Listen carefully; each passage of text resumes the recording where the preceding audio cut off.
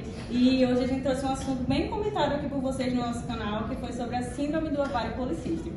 Síndrome essa também conhecida como SOP, síndrome que atinge até 21% das mulheres brasileiras. E para falar melhor sobre isso, nós temos 3 profissionais para passar para vocês as melhores informações.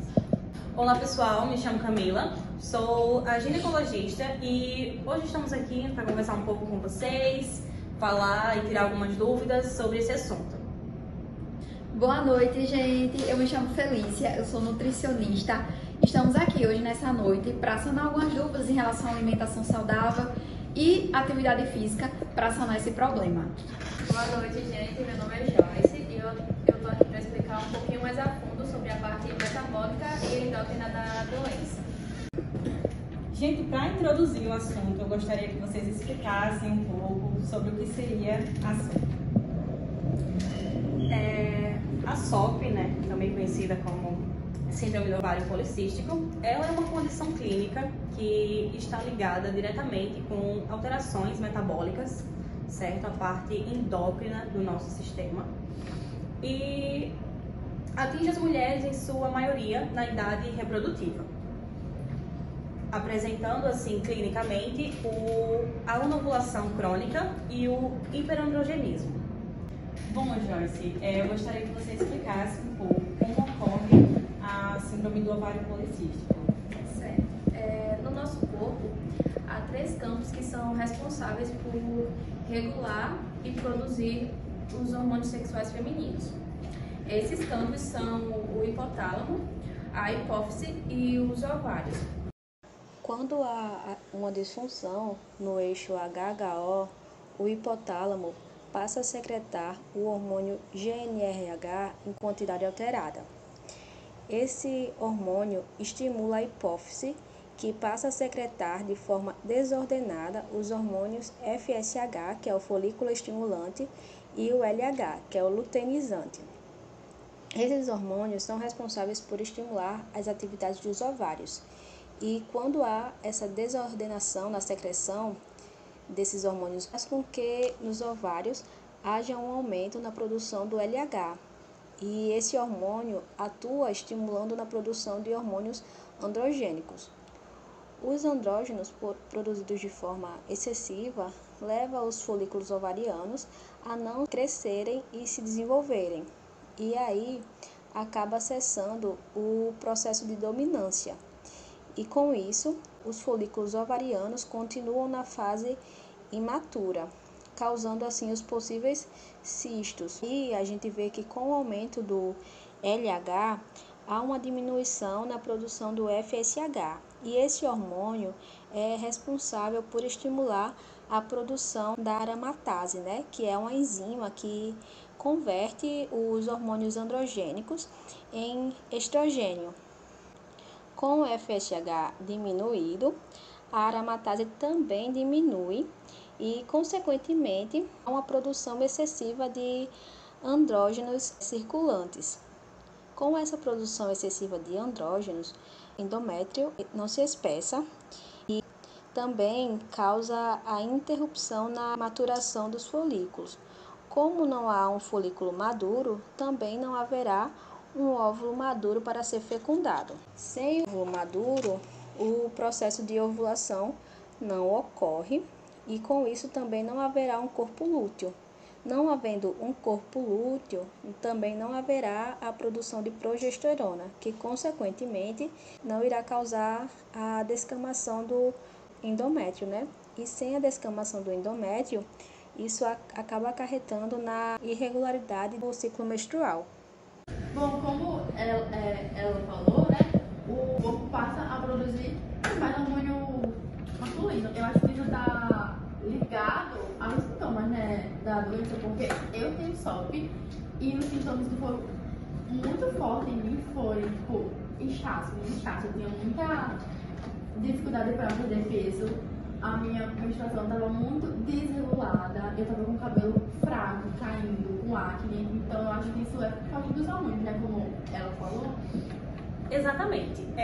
A sintomatologia da SOP, ela é muito variável, certo? Por ser uma coisa abrangente. Existem vários tipos de sintoma para a SOP, não é algo padrão, somos organismos diferentes, metabolismos diferentes, então, consequentemente, os sintomas vão se expressar de maneira diferente de cada mulher. Você teve esses sintomas, né? Mas algumas mulheres, elas possuem outros sintomas, como a fadiga, o excesso de acne também, que a gente muitas vezes confunde com os sintomas da TPM, do nosso ciclo menstrual. Mas não, é a presença da SOP já. Com isso, é necessário que procure um diagnóstico profissional, certo? A realização de exames laboratoriais, assim como os de imagem, como o ultrassom, para a gente identificar se realmente há essa presença da SOP, entendeu? Se a gente desenvolveu isso metabolicamente. Eu acho que o sintoma mais presente em todas as pessoas que têm a síndrome é essa desregularidade na menstruação, né? Então, procurem as médicas para ver certinho, já que como os sintomas são muito variáveis, não dá para você achar que tem SOP, porque está dentro de um padrão de sintomas. Exatamente. É necessário, sim, o diagnóstico profissional, certo? Mas a SOP tem em sua grande prevalência, sim, a irregularidade menstrual ou até mesmo a ausência da menstruação, certo? Mas há também aqueles casos em que, como eu falei no começo, a anovulação crônica, ou seja, algumas mulheres elas não possuem a ovulação no seu ciclo menstrual. Então é necessário que haja esse estímulo, certo, desse processo, para que muitas vezes pode acarretar a infertilização na mulher e atingir principalmente em sua idade reprodutiva, certo? É até bom a doutora falar sobre isso, porque tem muitas dúvidas aqui sobre a SOP. Realmente, quem tem a SOP pode engravidar? Então, há casos e casos, né? Como a gente já falou, é diferença de organismo, diferença de metabolismo, e cada sintomatologia ela se expressa de uma forma diferente. Então, há sim casos em que a mulher pode apresentar a infertilidade e há casos que não. Por isso é necessário um tratamento específico e toda uma junção de fatores, certo? Certinho. Doutora Felícia, eu gostaria que você falasse um pouquinho sobre o tratamento da SOP aqui, para a gente deixar bem explicado para o pessoal. Isso a gente aí SOP só se trata com anticoncepcional ou não? Então vamos lá, minha gente. Muitas pessoas acham, né, que a síndrome do ovário policístico ele só é tratado com anticoncepcional. E não, minha gente, é aliado a outros fatores, que é estilo de vida saudável mesmo. É importante ter uma alimentação balanceada, o que significa incluir frutas, legumes, vegetais, alimentos integrais, como arroz integral, pães integrais, sempre voltar para a parte dos alimentos mais saudáveis, né? Como carnes magras, peixes, aves, e evitar o açúcar, né? Que é o maior vilão aí nessa fase. Evitar o sal, evitar a cafeína, o chocolate, né, que é maravilhoso, mas nessa fase vamos evitar, minha gente. Evitar o álcool, que todo mundo gosta de beber, mas vamos evitar também nessa fase. Vamos deixar o corpo saudável, certo? Então, esses alimentos, né, que eu falei, que inclui açúcar, eles são alimentos que possuem um alto índice glicêmico, então influencia diretamente na síndrome. Né? E aliado à alimentação saudável, a gente tem o exercício físico, que é super importante nessa fase. Ele ajuda, né, a minimizar os sintomas da síndrome e a gente tem que lembrar que movimentar-se, né, ajuda a diminuir a inflamação do nosso corpo, minha gente. É muito importante. E controla também, né, os níveis de hormônio como o cortisol, né, e a insulina no nosso organismo. Então, vamos aí voltar à alimentação saudável, exercício, super importante nessa fase. Não é só anticoncepcional, não é só medicamentos que vai resolver, mas isso é super importante, meninas. É muito interessante você falar sobre isso, porque tem muita gente que acha que só com anticoncepcional vai resolver esse probleminha e não é bem assim. Concordo, até porque eu só consegui melhorar e passar a conviver com a SOP, até porque a gente tem que aprender a conviver. Sim. Quando eu mudei os Estilo hábitos, Estilo de você vida, né? fazer exercício e diminuir o açúcar, né? Então é muito importante que você fale sobre isso. Também, meninas, além de todos esses tratamentos, de todos esses cuidados que a gente tem que ter, a mudança de hábito é extremamente necessário, certo? Porque muitas vezes as indicações são diretamente para o tratamento cirúrgico, certo? Que não é indicado, assim, em casos leves. Ele é algo assim, em último caso, a gente primeiro tem que... Casos mais graves, né, doutora? Exatamente. A A gente tem que tentar outras formas primeiro e recorrer a um tratamento cirúrgico em último caso. Se for realmente necessário, pois é algo invasivo, é algo que a gente não precisa assim de imediato, certo? Então vamos mesmo, procurar existem um tratamento outras adequado, vamos procurar outras formas. Até porque, né, como vocês falaram, a síndrome, ela envolve os seus hormônios. Então, a melhor forma de tratar hormônio é com a alimentação saudável e exercício, como a doutora Felícia falou e a outra doutora reforçou.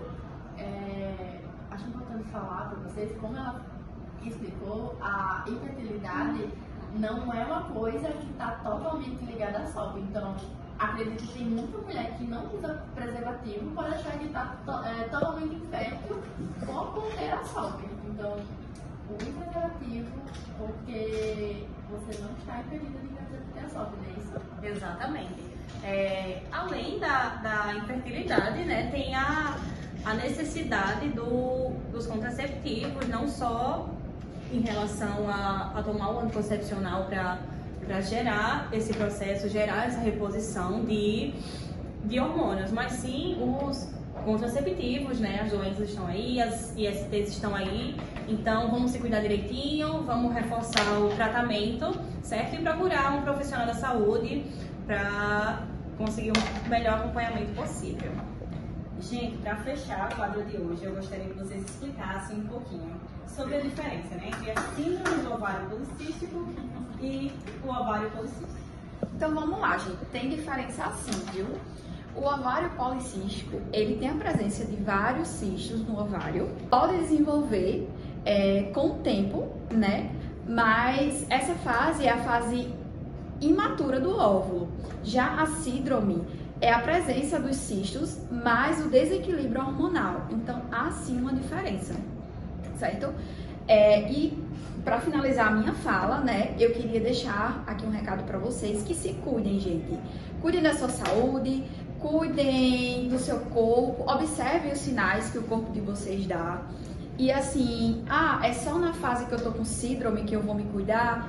Não. Mesmo que que essa fase passe, mas aí você permanece, vamos se cuidar, vamos ter alimentação saudável, atividade física, isso é importante durante toda a vida, tá bom? A mudança de hábitos é extremamente importante, não só para o tratamento da síndrome, né, para evitar a síndrome, mas como o tratamento de diversas doenças, né?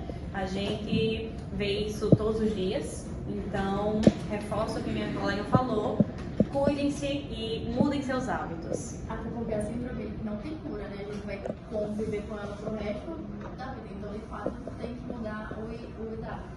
Exatamente. É muito bom ter profissionais, mulheres aqui com a gente, falando sobre o assunto de mulher, que nós sabemos que nenhuma informação que envolva a saúde feminina é divulgada e é levada a sério. Eu acho que se nós falássemos mais sobre isso, mais mulheres iam poder ter conhecimento sobre e procurar ajuda. Você concorda? Eu concordo sim, eu queria agradecer a presença de vocês aqui hoje na nossa podcast. Eu acredito que a gente conseguiu tirar bastante dúvidas sobre as perguntas das pessoas aqui. E muito obrigada e até mais. Siga as nossas redes sociais para acompanhar os próximos Pode Mulher. Tchau, tchau, gente! Tchau!